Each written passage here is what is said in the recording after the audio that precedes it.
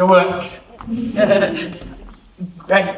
Again, I'm congratulating what a morning it's been so far. Really exciting to hear everyone's input into inclusion.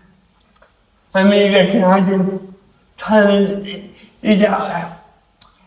So let's make it start.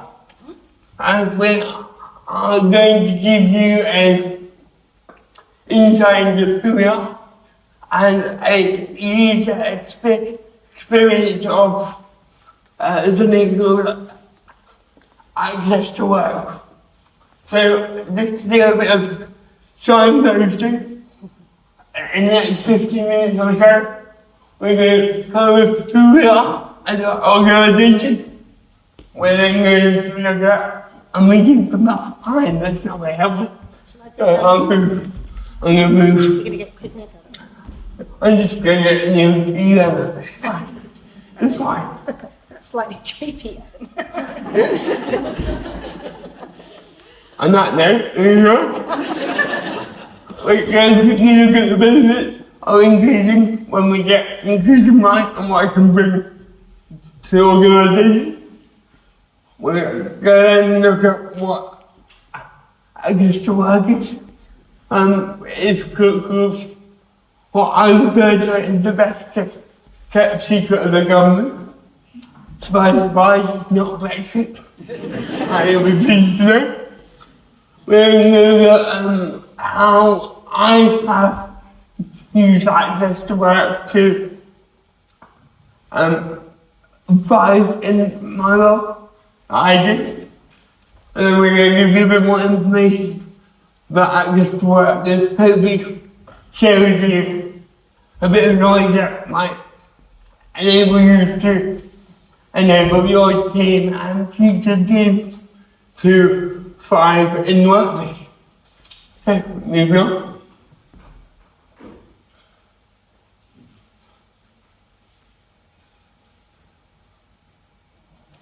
Why not? Oh yeah. So I'm at Hyland. I'm the co-founder and director at the Diversity and Ability. I'm very lucky. My job is to work with organisations and get excited about inclusion. So I've probably got one of the best jobs in the world. Very lucky. Diversity and Ability is a social enterprise. We've been going for 9 years, and our goal is to, one, support disabled individuals in the workplace, two, thrive, and two, to work with organisations to really create what we call impact, authentic inclusion.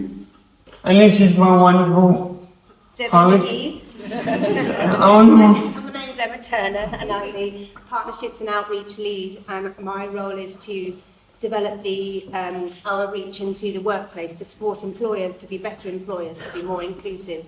And I was really inspired by the earlier speakers around diversity. Somebody introduced the notion of diversity being just the way in which we're different, and inclusion and the actions that we take to welcome those differences. And we do that with our specialism in disability and particularly in neurodiversity, which is a term you may or may not be familiar with, but do speak to us afterwards if you're interested more about that. Okay, moving on. So, really, in this day and age, we believe that we need to start anticipating difference. We need to know that it's here, and we often talk about diversity and inclusion. But actually, what we need to be talking about is inclusion and diversity. And what I mean by that is diversity is here. The world is rich of diversity, and we all know the benefits that diversity brings. What isn't always here is inclusion. So we need to get inclusion right. to then be able to tap into the rich resource of diversity. And when we talk about diversity, often there's lots of work going on in the different strands of diversity, but really everyone is individual. And we need to start considering the intersectionality of individuals and people as individuals in order to encourage people to thrive in their organisation. And not just survive. Indeed. We've heard the survive and thrive phrase, and I think that's one that we really did. The benefits of inclusion, I think, are obvious. I think everyone in the room is here because they do it. So I'm not going to go through all these points. One, I do want to focus on this side is the normalising difference and different ways of working. I did a quick head count earlier, and looked around the room, and there's about 18 to 20 people wearing glasses in the room. So you think I was looking at you in funny earlier, then he counted your glasses on the head. There's probably another 5 undercover contact lenses wearing individuals in the room. Okay? So let's just say about 50% of people in the room are using glasses or contact lenses. Now, I'm pretty confident that when you walk into your offices wearing your glasses, nobody says to you, "Oh, what is that on your face?" Yeah? Because we've normalised that some people need visual aids to work and do a job. So I guess the message here going forward is what other tools and strategies can we start to normalise in our workplaces in order to become more inclusive.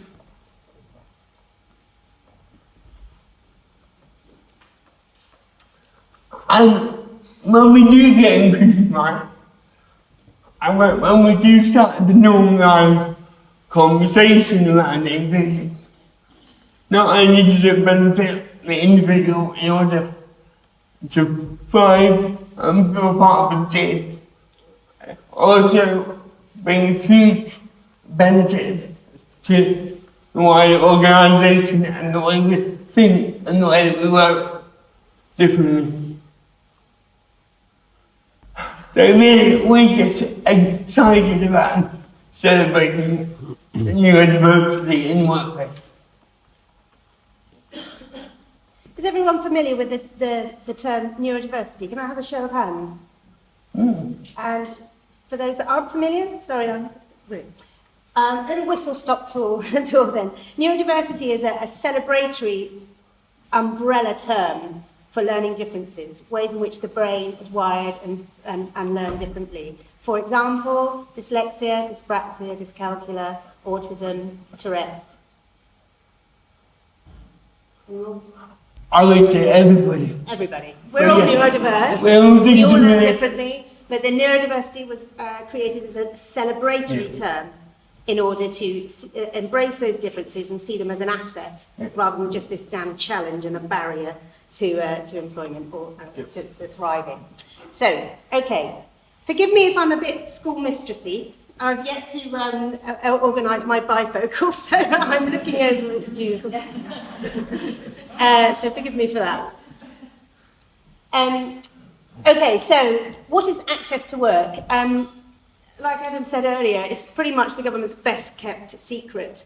There's something like 1% take-up of people that would be eligible for access to work funding, which is astonishing. It's a pot of money, basically, that the government hold in order to offer and pay for and contribute to practical support for individuals who face disablement, health or mental health conditions. It's for the individual to apply for. The aim is to help people start work, stay in work, or be able to move into self-employment or start a business. Support will accommodate employees' individual needs and ensure that all reasonable adjustments that they need to do their job to the best of their ability are in place. Again, so that they can thrive, not survive. Not purely survive. So it offers an opportunity for employers to access a wider pool of talent because there is this support available for individuals. So as employers, you need to make sure you're aware of it in order to share for your employees so they're aware of this, because neither side seem to be aware of it at the moment, or very, very few. And employers don't need to be the experts in terms of what those individual needs are, because Access to Work assess the needs of the individual. They have an assessment, so they go through that process. So you don't need to know everything there is to know about the needs of that individual from the outset. I need to who in the room knew about Access to Work before 10 minutes ago? Ooh, I'm so glad we're here. There's about 3 hands up, so brilliant. That's awesome. Well, no, it's not. It's rubbish, isn't it? This just makes it worthwhile us being here. So well programmed, Rebecca.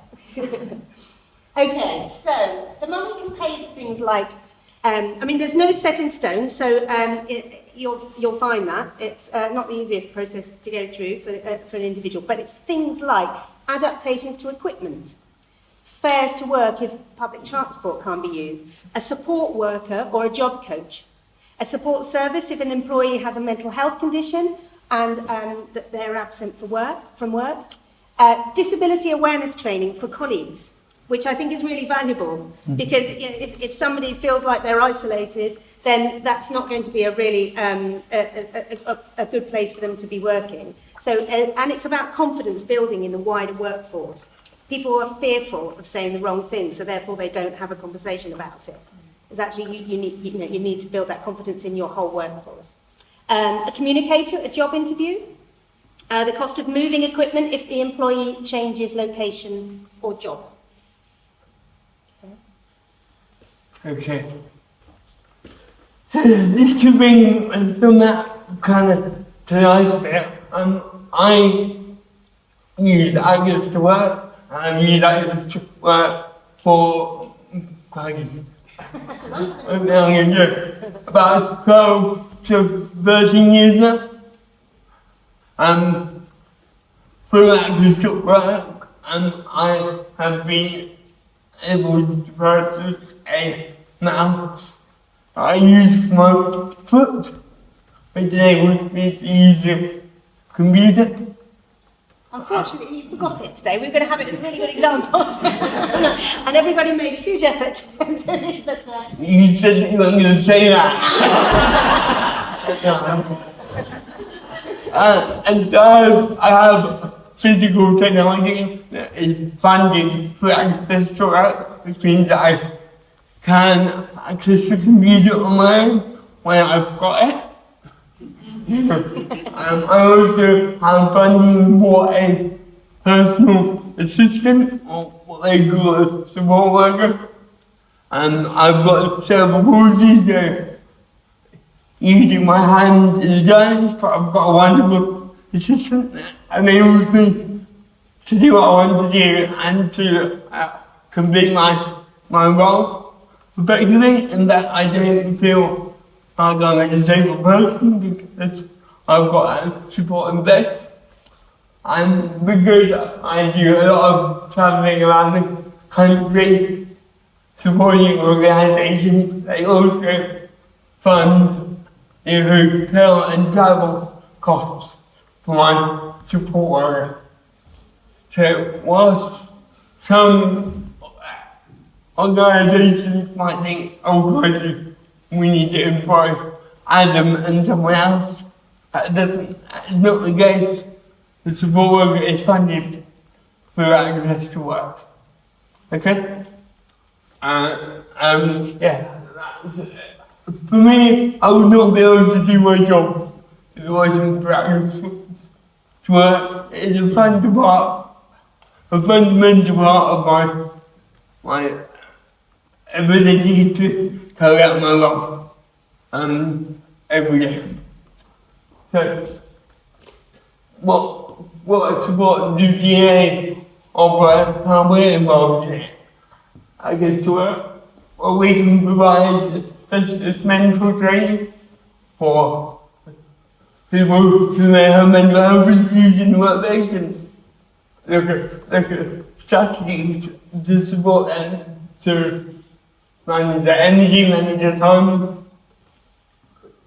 More regularly, we also offer assisted technology training to ATW, providing a whole range of assistive technology that could be game-changing to people in employment, and they also pay for training on how to use that equipment. The equipment on the train doesn't solve anything, it's about supporting the individual to use the tools that they've got available. And we do work-based strategy coaching towards people who might be dyslexic or dyspraxic to come up with strategies in order to reach their potential. As Emma's already highlighted, we provide disability equality training to enable managers to feel more confident about talking about disability in the workplace. I think Anne mentioned it really well earlier.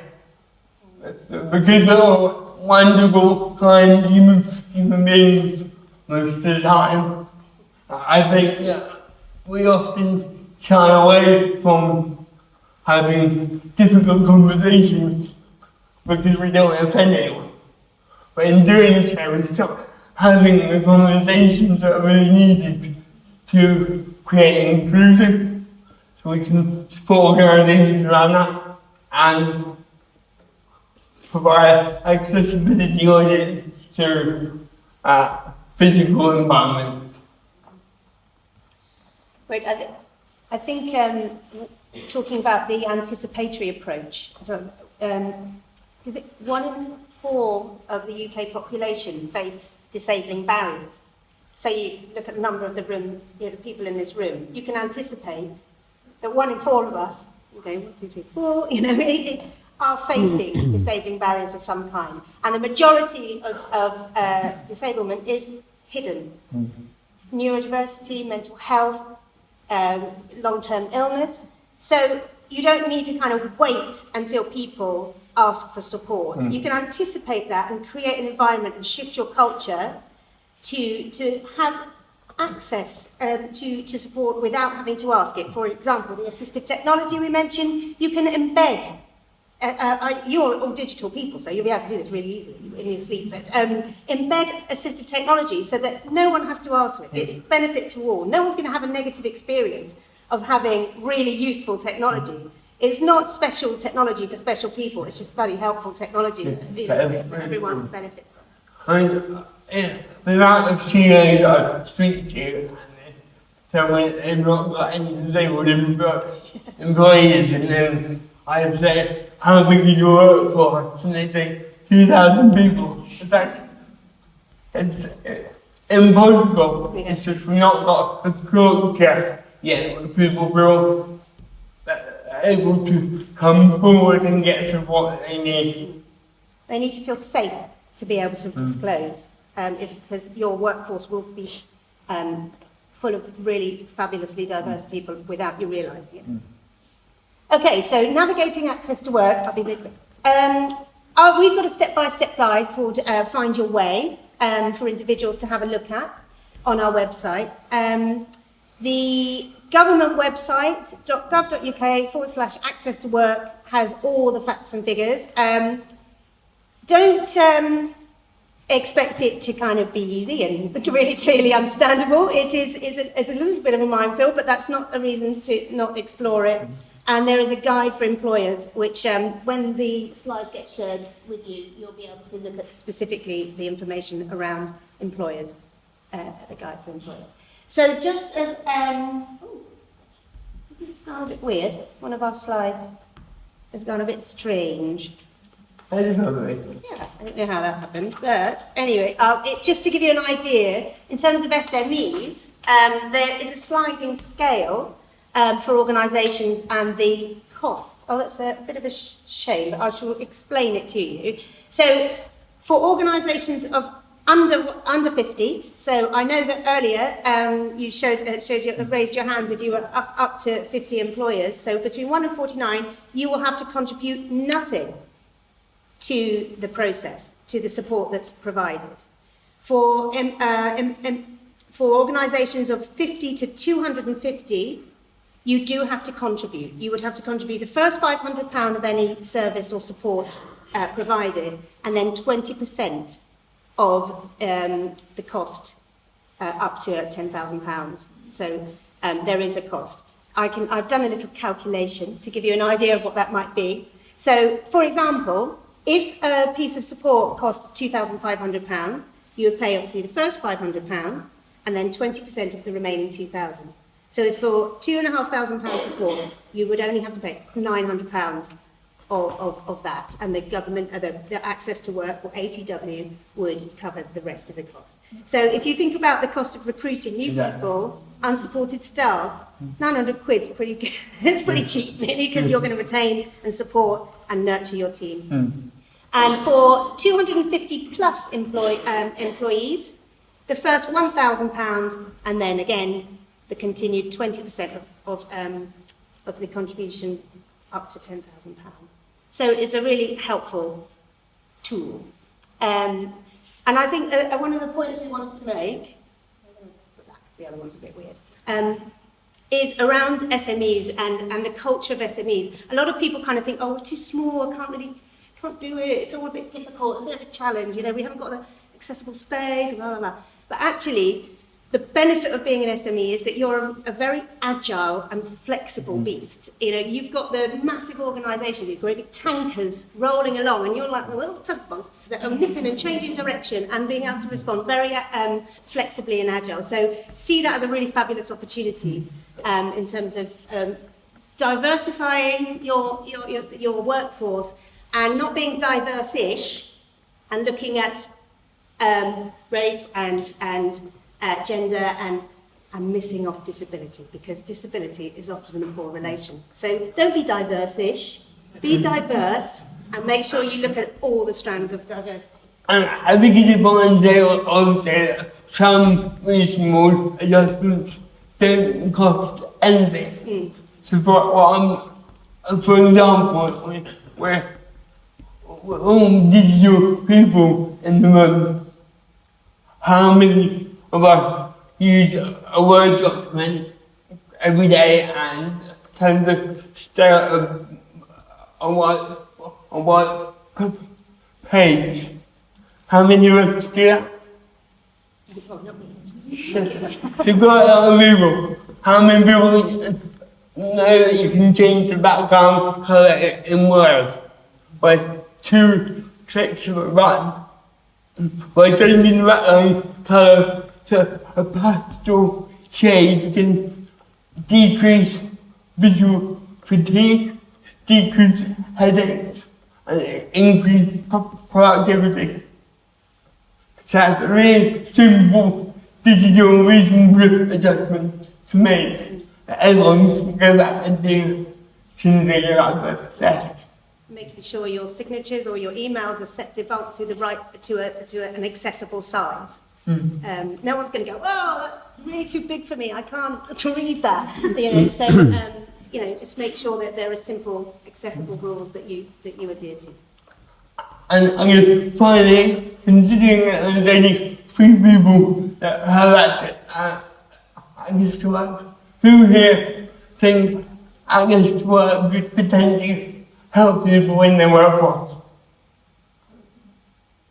Nice. Yeah. Excellent. Thank you. Thank you. Thank you very much.